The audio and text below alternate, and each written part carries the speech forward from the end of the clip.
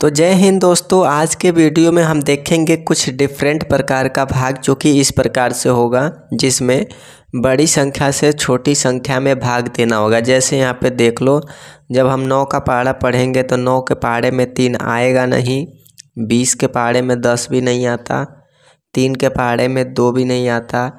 तो हम इसको कैसे हल करेंगे? जी हाँ, आपके जैसे दिमाग में चल रहा है दशमलव वाला भाग, ये दशमलव वाला भाग ही है, लेकिन अब इसको हल कैसे करेंगे वो चीज़ आपको समझना होगा। देखो यहाँ पे करना क्या है कि यहाँ पे 9 के पहाड़े में 3 तो आता नहीं है, यहाँ पे पहले 0 लिखो और एक दशमलव लगाओ, और यहाँ पे जब आपने दशमलव लगा लिया तो यहाँ पे एक 0 बढ़ा दो। दशमलव का मतलब यही है, ठीक है।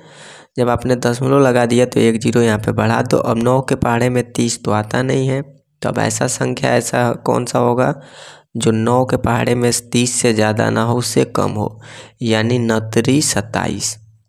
नतरी 27। और वहीं 9 का पहाड़ा 4 बार पढ़ते, 9 चौके 36 हो जाता, तो 36 30 से ज़्यादा होता है, इसलिए हम कितनी बार ले जाएंगे? नतरी 27।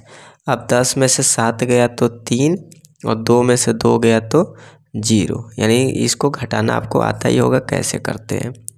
फिर जब हमने यहाँ पे 0 बढ़ाया दशमलव लगाने के बाद, तो यहाँ पे हम फिर से 0 यहाँ पे बढ़ा सकते हैं, जितनी बार चाहे उतनी बार, ठीक है। नीचे अब देखो सेम वही चीज़, यानी 3 बार में ये भी जाएगा। यहाँ पे 27 लिखो, यहाँ पे 3 बचा। देखो जैसे यहाँ पे 30 में 27 गया, 30 में 27 गया तो 3, फिर 0 बढ़ा लो, फिर यहाँ पे 3 करो, फिर 27, यानी ये बार बार रिपीट हो जाएगा 3 यहाँ पे, ठीक है। तो आपका आंसर क्या होगा? यहाँ पे आंसर हो जाएगा 0.333, ठीक है। ऐसे ये रिपीट होता जाएगा।